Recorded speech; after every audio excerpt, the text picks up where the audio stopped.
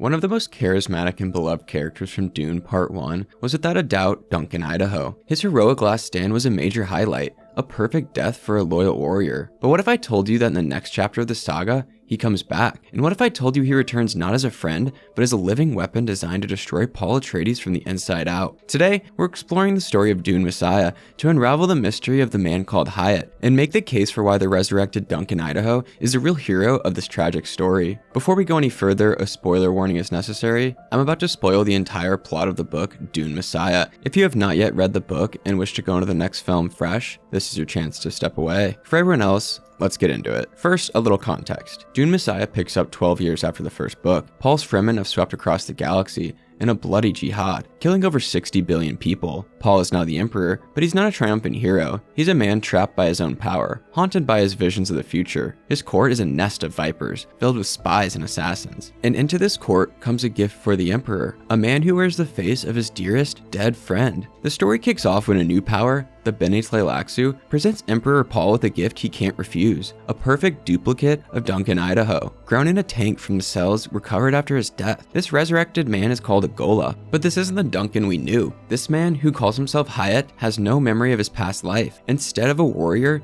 he's been trained as a Zen Sunni philosopher. He's calm, unnervingly insightful, and everyone, including Paul, knows he's a trap. The question is, what kind of a trap? The Tleilaxu didn't just bring Duncan back to play mind games. Hayt is a psychological bomb with a very specific purpose. He is designed to slowly erode Paul's confidence and humanity. Furthermore, the Tleilaxu have embedded a deep, subconscious command in Hayat's mind. They believe that under the right circumstances, a moment of extreme emotional stress for Paul, Hayat's conditioning will activate, forcing him to kill the Emperor. He is a time-delayed assassin, wearing the face of a trusted friend, a constant, walking reminder of Paul's loss and vulnerability. This is where the true story begins. While Hayt serves Paul, he is tormented. He experiences flashes of memory, feelings of intense loyalty, and combat reflexes that don't belong to the philosopher he was raised to be. It's the ghost of the real Duncan Idaho fighting from within his own mind, struggling against his Tleilaxu programming. Paul, using his prescience, sees the potential for Duncan to re-emerge